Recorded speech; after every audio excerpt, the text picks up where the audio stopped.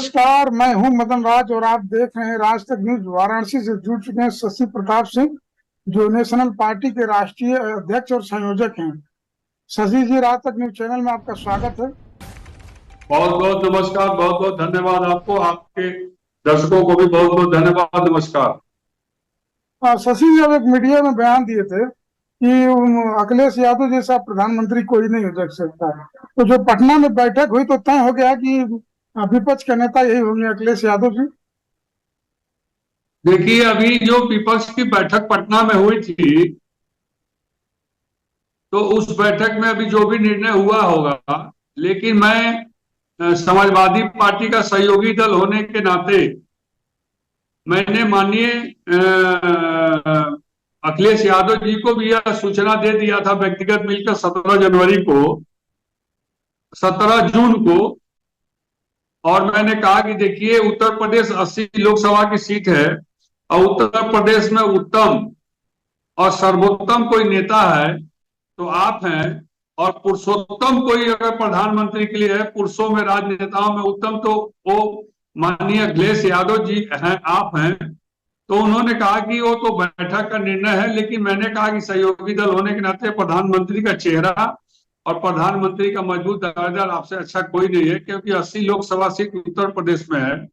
अगर आप विपक्षी दलों की बैठक में देखेंगे तो 10 पार्टियां, 10 दल ऐसे थे जो 80 लोकसभा 10 प्रांत को मिलाकर बनता है। तो एक प्रांत का मुख्यमंत्री जो 5 साल तक विधायक रहा, अगर उसको, उसके चेहरे को अगर विपक्ष का नेता बनाकर चुनाव लड़ा जाएगा तो मुझे लगता है कि फायदा होगा। और प्रधानमंत्री का रास्ता भी उत्तर प्रदेश से ही होकर जाता है।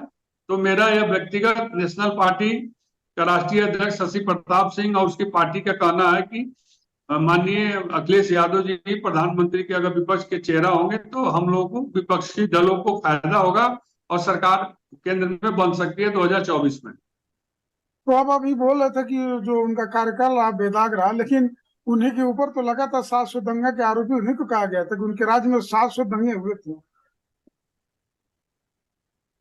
देखिए, माननीय अखिलेश यादव जी के ऊपर व्यक्तिगत आज तक कोई भी आरोप या कोई दाग नहीं लगा है। और भारतीय जनता पार्टी जो विकास का आज एक ढिढोरा पीट रही है, उसका रास्ता दिखाने वाले अखिलेश यादव जी ही हैं। मैं बनारस से ही शुरू करता हूं।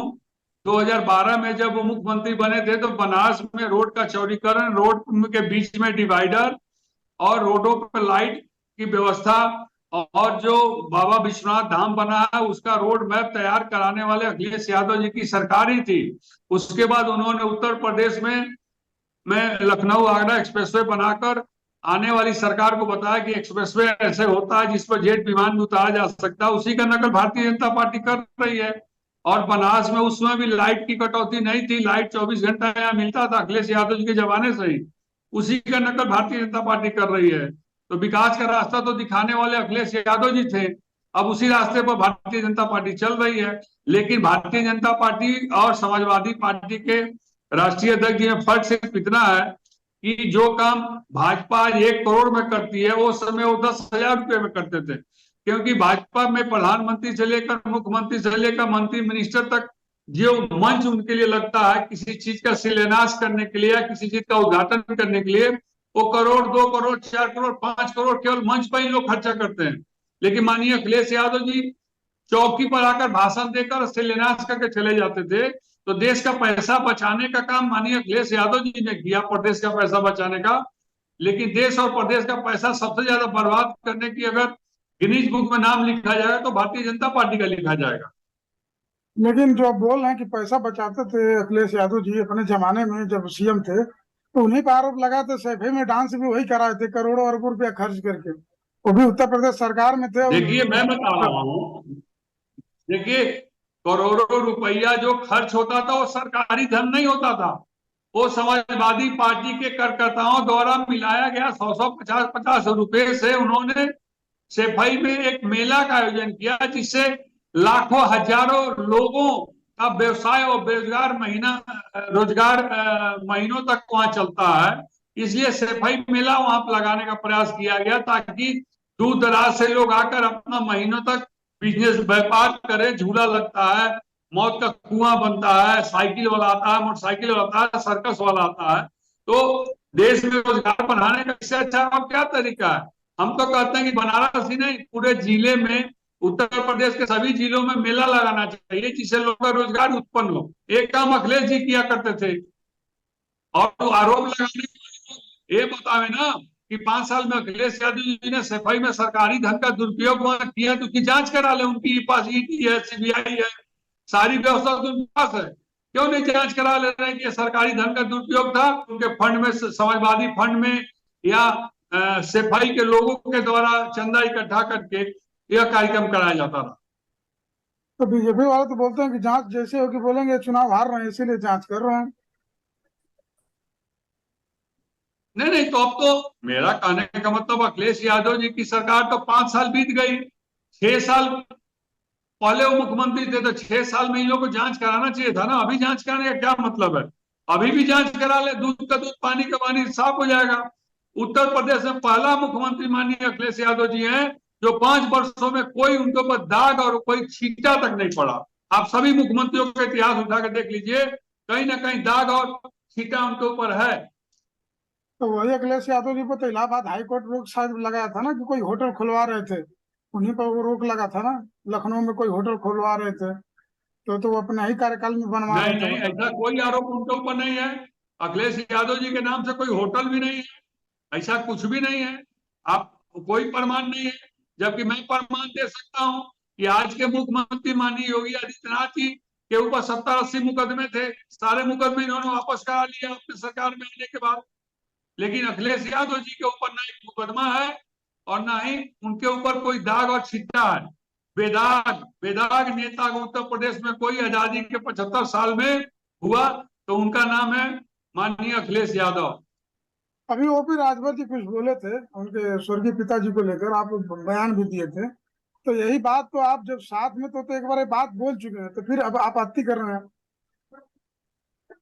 देखिए, मैं माननीय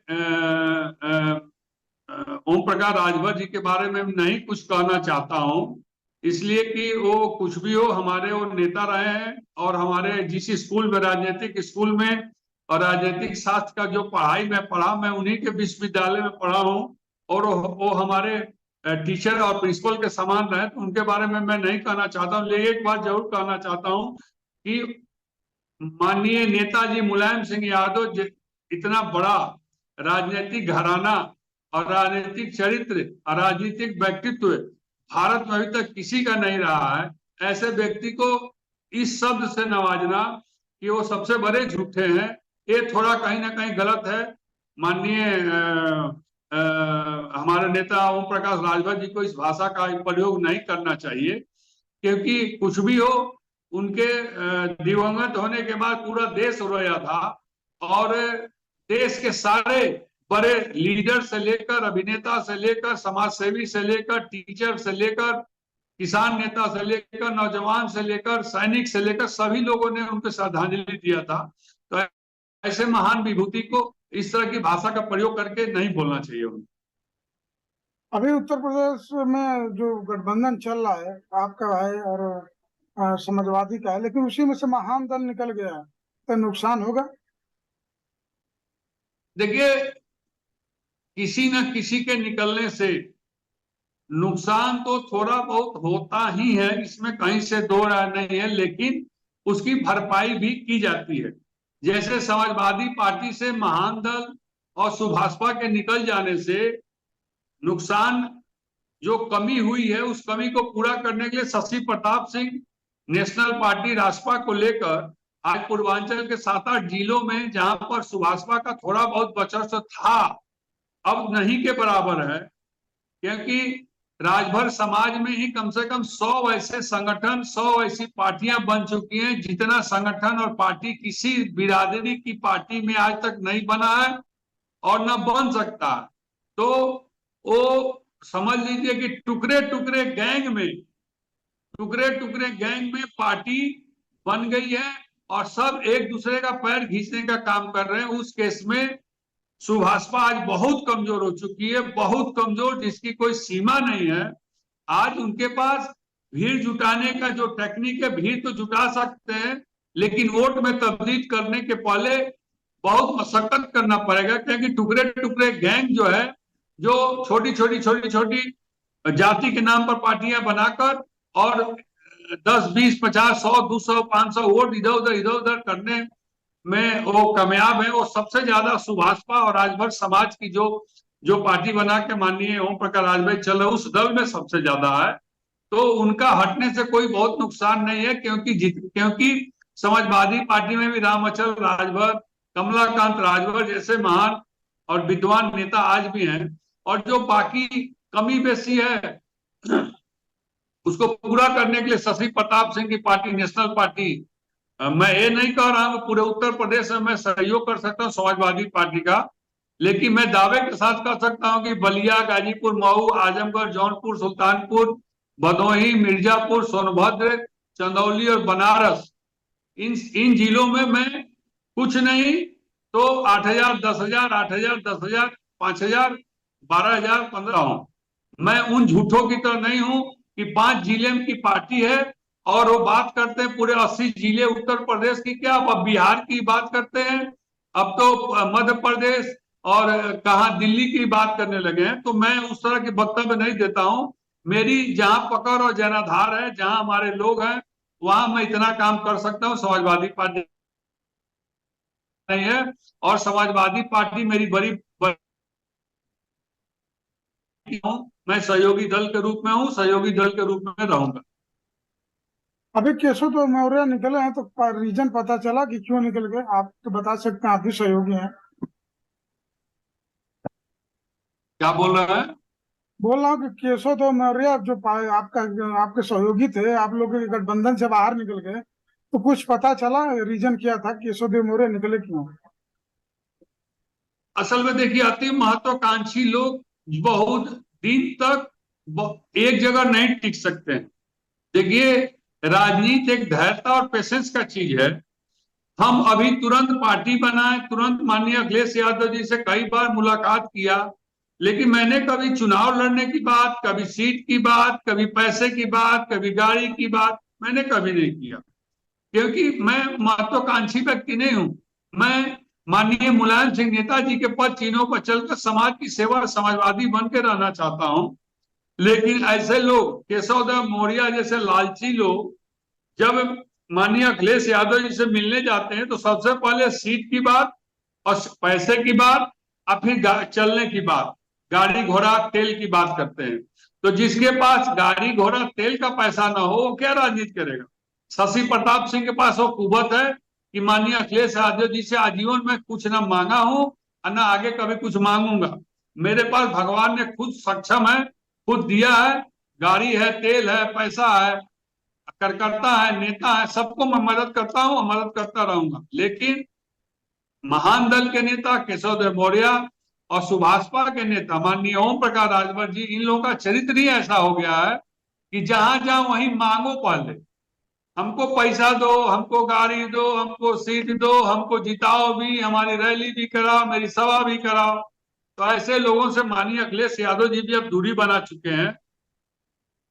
और यही कारण, मेन यही कारण है। आपने देखा होगा चुनाव के बाद जैसे केशव देव मौर्य जी से गाड़ी वापस लिया गया, सुभाषपा से गाड़ी वापस लिया गया, चर्चा में रहा, जो आपको भी जानकारी है। तो ऐसे लोगों की क्या बात करते हैं, जो जहां जाएंगे वहां उसी की बात करेंगे। आखिरी सवाल हमारा है कि लोकसभा चुनाव आप लड़ेंगे? जी, मैं लोकसभा चुनाव लड़ने का कोई न दावेदार हूं, न प्रत्याशी हूं, न उम्मीदवार हूं, न आकांक्षी हूं, न लालची हूं। मैं माननीय अखिलेश यादव जी के साथ सदैव आजीवन मैंने उनसे वादा किया है कृष्ण और अर्जुन की तरह दोस्ती निभाने का। उस दोस्ती में अगर माननीय अखिलेश यादव जी मुझसे चुनाव लड़ने के लिए ही नहीं, कोई भी काम करने के लिए धरती पर कहेंगे, मैं सबसे पहले आगे खड़ा हो जाऊंगा। लेकिन मैं उनसे मांगने नहीं जाऊंगा कि मुझे चुनाव लड़ाइए और मुझे मेरे पार्टी के लोगों को चुनाव लड़ाइए। मैं उनके सहयोग में सहयोगी दल बनकर आजीवन चलने के लिए वचनबद्ध। आखिरी में कुछ कहना चाहेंगे अपने कार्यकर्ताओं को? मैं अंत में यही कहना चाहता हूं अपने नेशनल पार्टी के कार्यकर्ताओं को कि नेशनल पार्टी का मुख्य उद्देश्य है राइट टू प्रॉमिस, जो वादा करो पूरा करो, शिक्षा और चिकित्सा निःशुल्क करो, सभी फ्री की योजनाओं को बंद करो, केवल शिक्षा और चिकित्सा को अगर आप निःशुल्क कर देंगे, देश में खुशहाली, अमन, चैन, भाईचारा और गरीबी दूर होगी। क्योंकि शिक्षा ही एक ऐसा चीज है जिससे जिसको शिक्षा प्राप्त हो जाएगी उसके घर में खुशहाली आ जाएगी। हमारी पार्टी इसी मिशन पर काम कर रही है। महिलाओं को 60% आरक्षण मिले, क्योंकि महिलाएं दो घर की सेवा करती है, एक माँ के यहाँ करती हैं, एक ससुराल में करती हैं। तो ये हमारे मुख्य मांगे हैं। इसी मांग को लेकर हमारे लोग, हमारे कार्यकर्ता, हमारे नेता, सभी लोग मैदान में अपनी बात बताते हैं। बहुत अच्छे से लोग सुनते हैं और कहते हैं कि ऐसा दल और इस तरह की पार्टी और ऐसा नेता भी हम लोगों ने नहीं देखा जो अपने लिए कुछ नहीं मांगता है, समाज को जागरूक और शिक्षित बनाने के लिए निकला है नेशनल पार्टी। ठीक है, अब आज तक न्यूज चैनल पर आए इसके लिए बहुत बहुत धन्यवाद। जी धन्यवाद, नमस्कार।